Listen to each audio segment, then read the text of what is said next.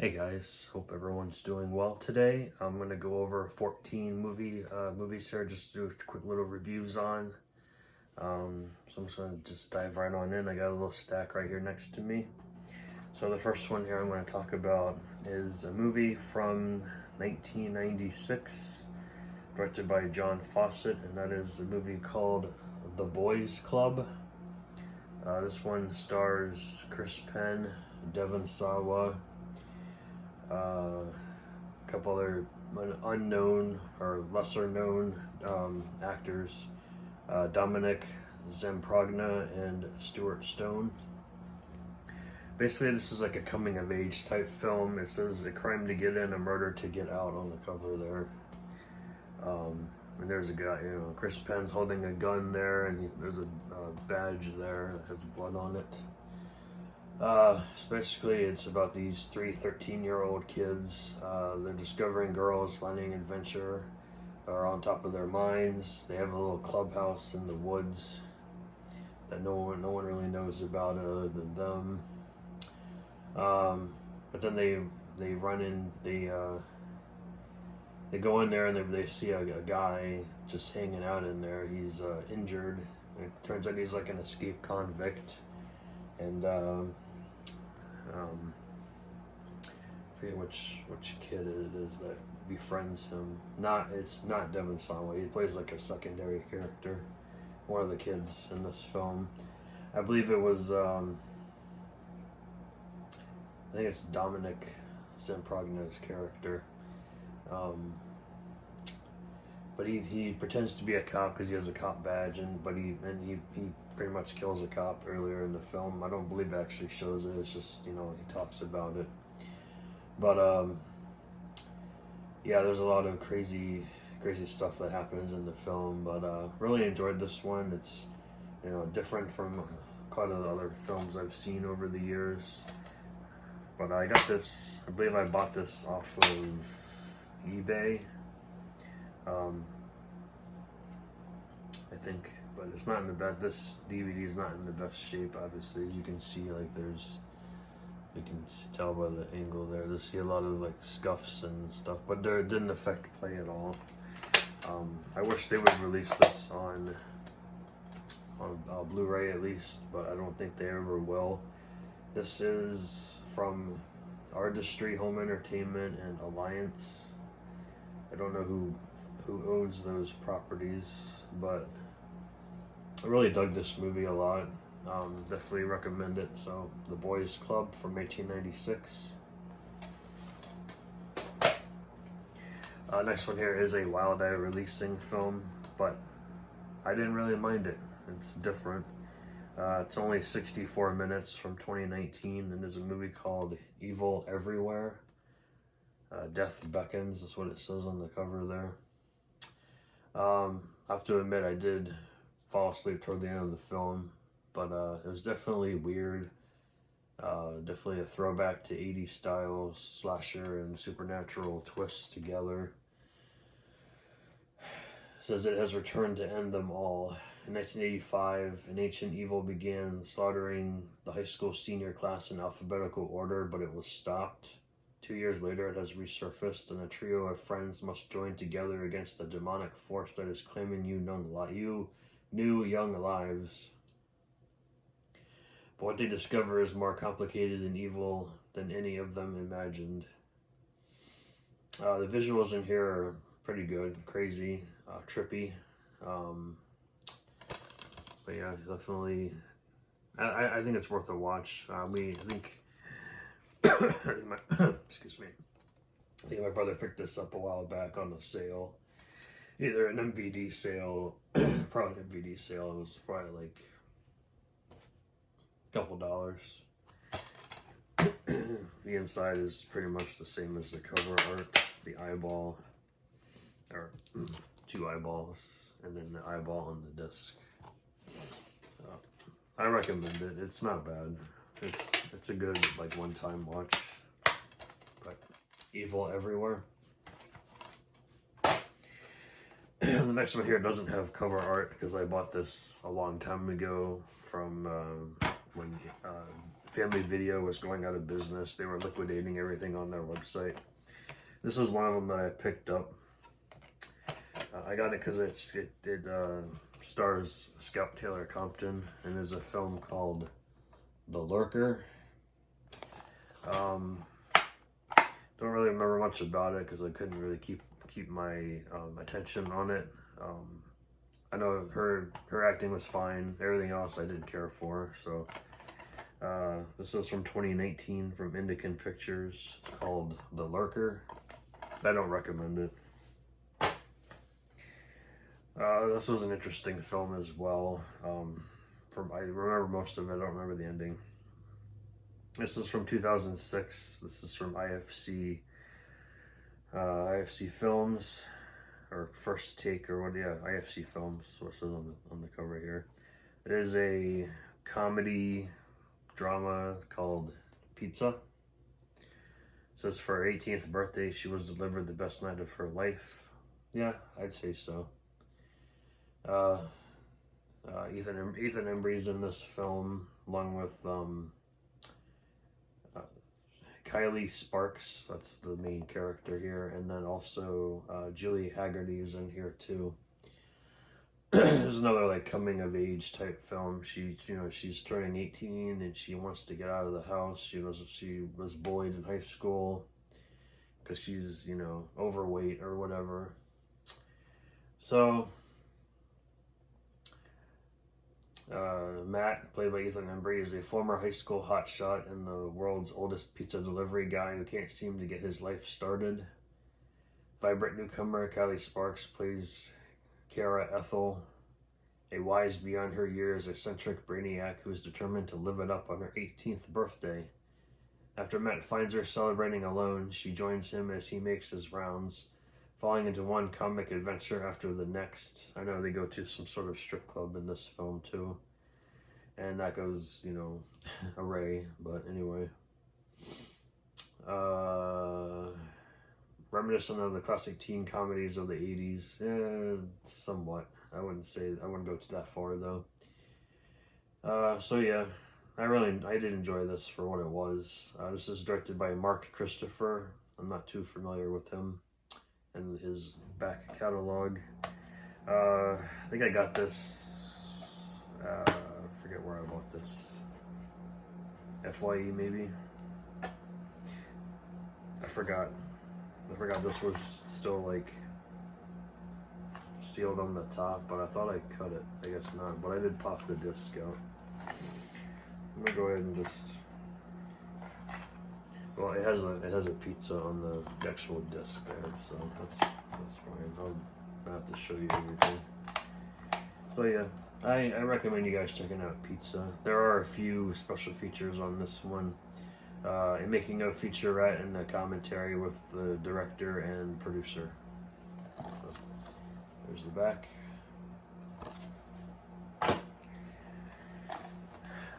This is the last DVD to share with you guys. This is a trauma film that recently just got a Blu-ray release from Vinegar Syndrome. I don't have that, not yet anyway.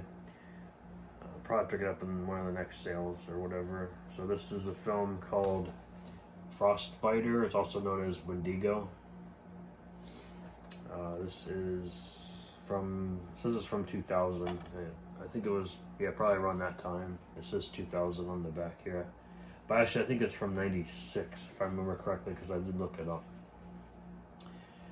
This is written and directed by Tom Chaney. I guess produced by Lloyd Kaufman and Michael Hers, the Trauma team. This is a really wacky, crazy, silly, odd movie. It's got a lot of practical effects though. I thought those were kind of cool. Frostbiter is a chilling testament of the evil of a deadly creature of the north. According to Native American lore, it will rise to strike terror into the hearts of those who desecrate its resting place. When a group of hunters with a lust for blood disturbs the peace on a remote island, they awaken the invincible wrath of the Wendigo, the demon Frostbiter. The evil creature takes many forms, appearing when you most fear it and when you least expect it. When Frostbiter arrives, hell has frozen over. This one stars Ron Asheton, the former guitarist for Iggy Pop, and I believe he's in the Stooges as well, if I'm not mistaken. Soundtrack includes Ron Asheton and new songs from Elvis Hitler, which is another like rockabilly type rock music. I enjoy them. And The New Breed, Bebop Society. I'm not familiar with them. Yeah, very interesting movie. I did enjoy it overall. It's really, really wacky there with the practical effects and the creatures and whatnot. So there's the disc and the insert. I believe I got this from FYE online as well. You can buy this on Vinegar Syndrome's website on Blu-ray with a nice slipcover. I'll get it eventually. I'm not sure about right now, but I'll get it eventually, probably in the next sale. Speaking of Vinegar Syndrome, I have a few right here to talk about. So I finally got around to watching The Grave from 1995. It's got a nice little outer box here. This is number 3746 of 5000. So this movie was pretty crazy too. It's not a horror film. It's like a period piece drama, if you will. But I really enjoyed it as well. This is directed by Jonas Pate, I guess I'd say, or Pat. It's not Pate because there's no accent over the E. Or maybe there was. I think there was, actually. It just doesn't show it on here. So anyway, this movie has a really stacked cast. You get Craig Sheffer, Josh Charles, Keith David, Eric Roberts, Gabrielle Anwar, Donal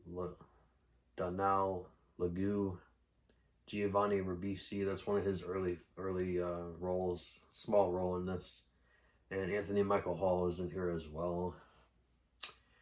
So you get your two lead characters here, King and Tin, played by Craig Sheffer and Josh Charles. Everybody I know personally remember Josh Charles from Don't Tell Mommy Babysitter's Dead. He played Brian, the boyfriend of Christina Applegate's character.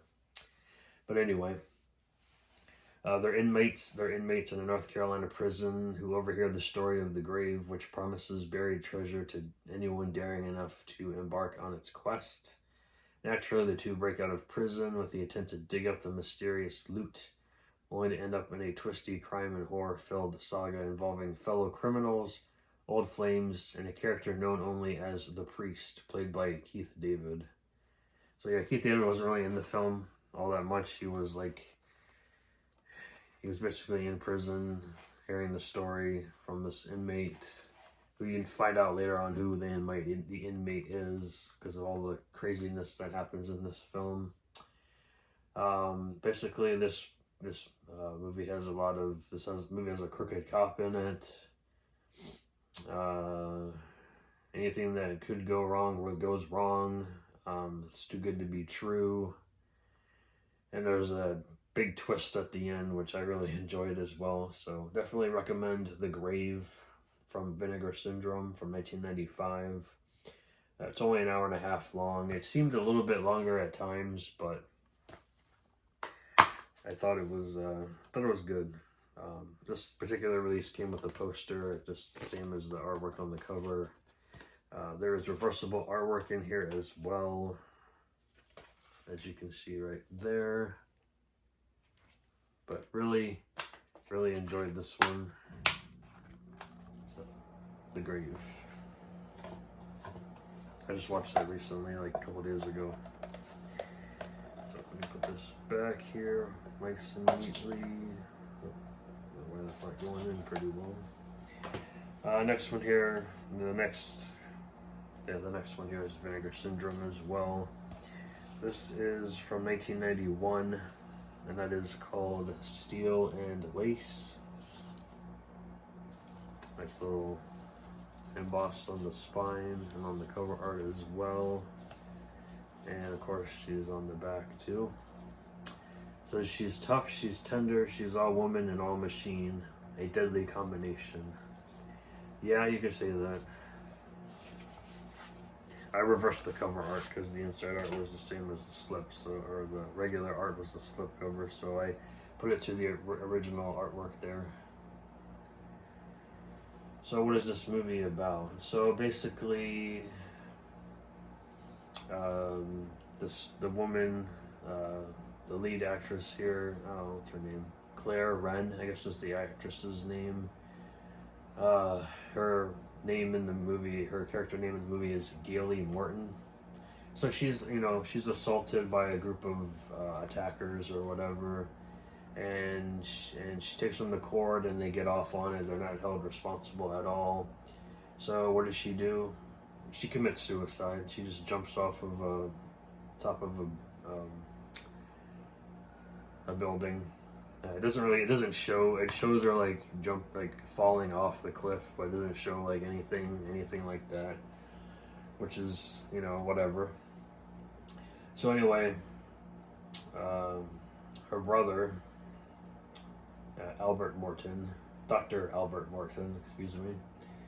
He is a robotics engineer and scientist. So, it doesn't tell you anything like in the movie that this is going on. You just, everything goes back to normal, and then she just shows up out of nowhere, and you're like, what? I thought she was dead. So it's really weird that they don't really go in detail like what happened with her between when she kills herself and then she brings herself back or whatever. So I thought that was a little weird. Maybe there's a different cut of the film that shows it. I don't know. Anyway, her brother uses his skills to exact vengeance, transplanting his sister's brain into a humanoid cyborg with bone-crushing strength and an array of built-in torture devices. Albert begins sending her on a series of missions to violently do away with the men who wronged her one by one. That was the cool part of the film, I thought.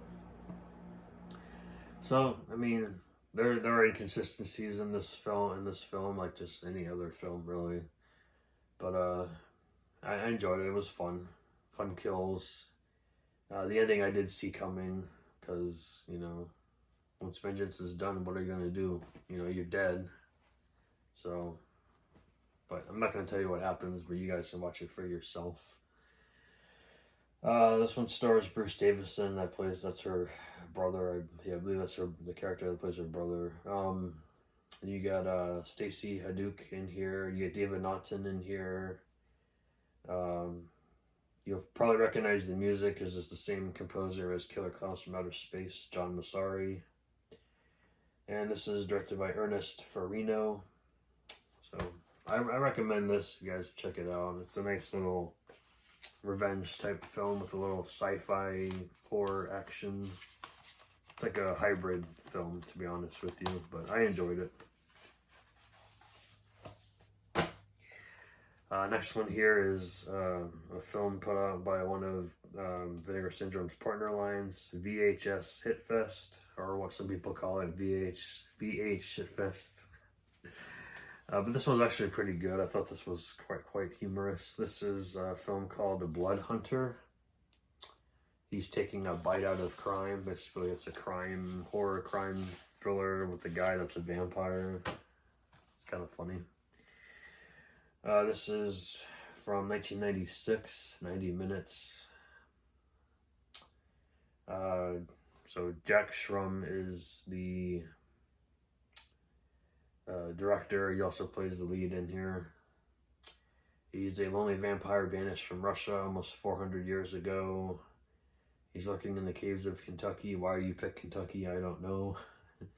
He has decided it's time to secure a companion and help his adoptive land with its growing crime problem. So basically he's out there killing people and just, being this really weird film. Yeah, it's a good one-time watch, I think. I might watch it again because I'm missing some of the details that I probably missed. So, stacked with a bunch of bonus features as well, as you can see there.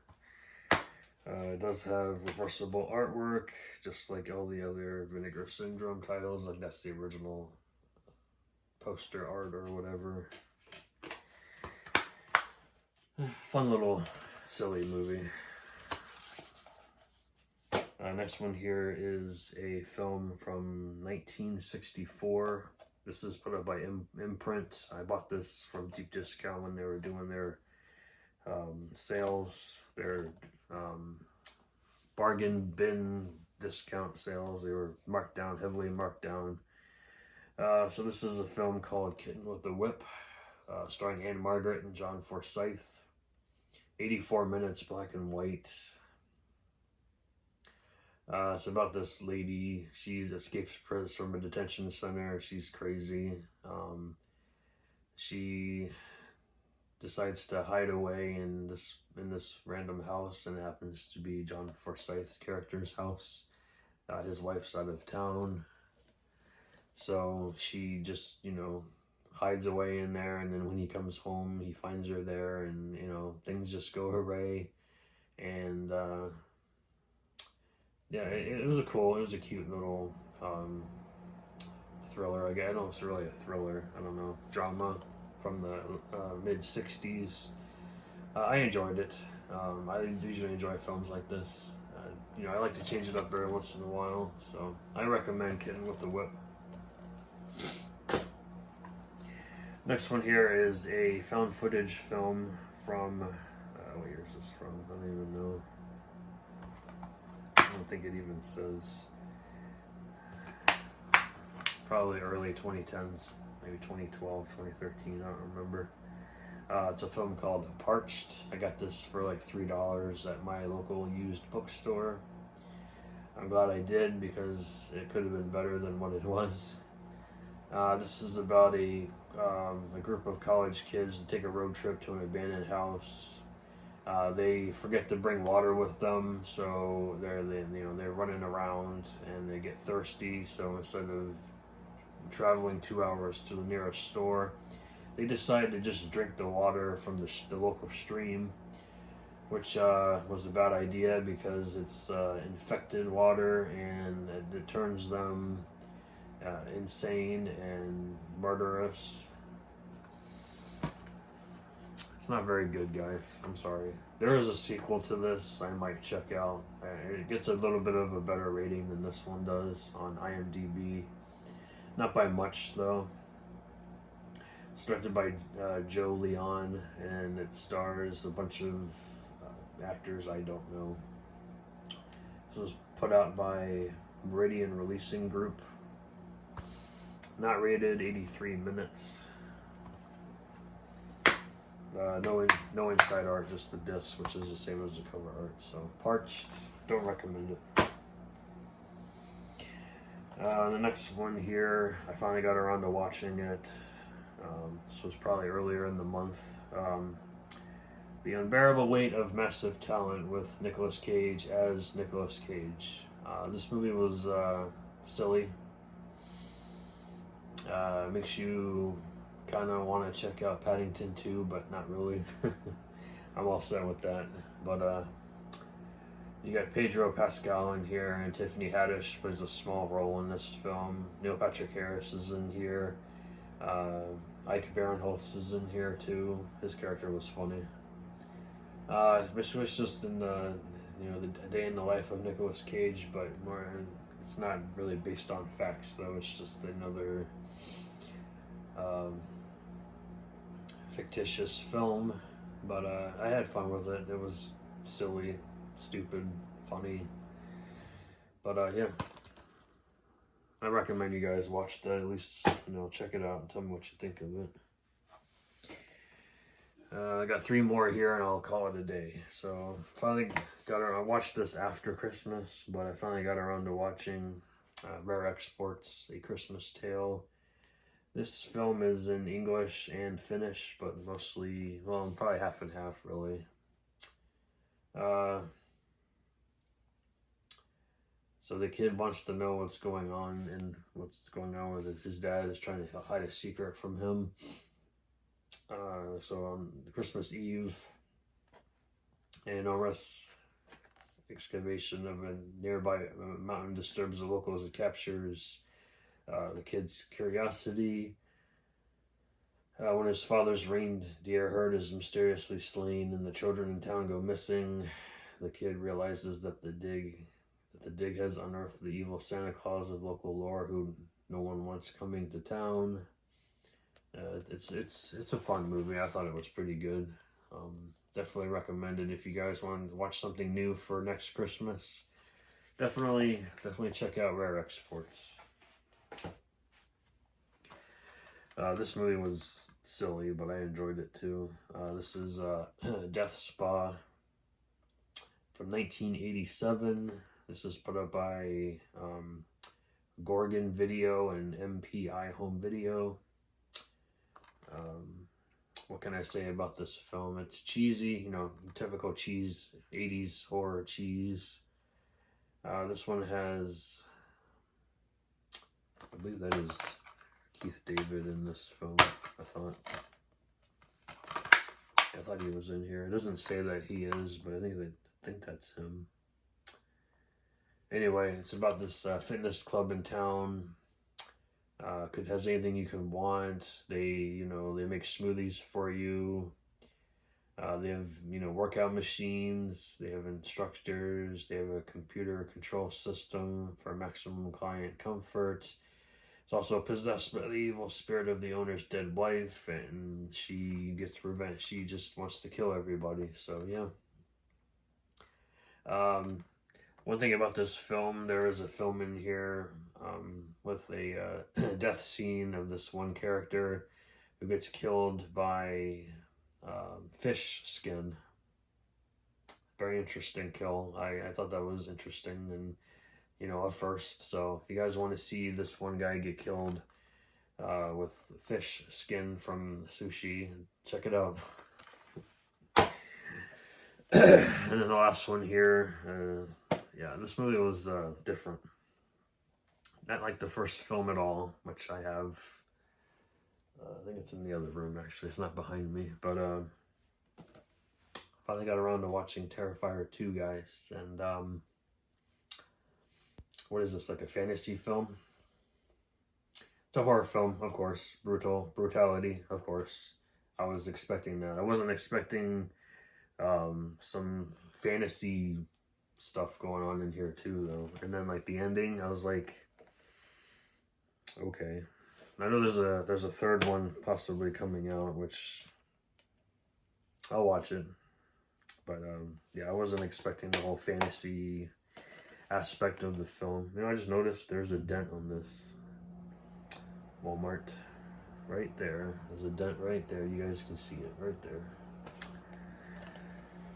I don't know if I'll be watching this again anytime soon, because some of the scenes where the brutality, I don't mind brutality, but it was just over the top with the eyes and eating organs and whatnot. But yeah, like this inside artwork though, that's very interesting. But everyone knows the food's kind of funny in the Clown Cafe. If you guys haven't seen that, you'll probably get that tune stuck in your head after you watch it. But this scene right here killed me though, with him just walking around the Halloween store and put those glasses on. That was hilarious. And then the one clown girl in this creeped me out, just like everyone else though. So Terrifier 2, I like the first one better, to be honest. But this one had its moments. So those are my reviews for the month of January. Haven't really been watching a whole lot. I've been trying to get my store ready for opening, which we are opening on Wednesday. So yeah, it's gonna be a challenge. We don't know what to expect, but we'll see what we go through the first week, and we'll go from there. So yeah, take care, guys. I'll see you pretty soon with my January pickups from Amazon, your box stores, your Walmart, Target, Best Buy, and then a couple extras in there too. So take care. I'll see you guys later. Bye.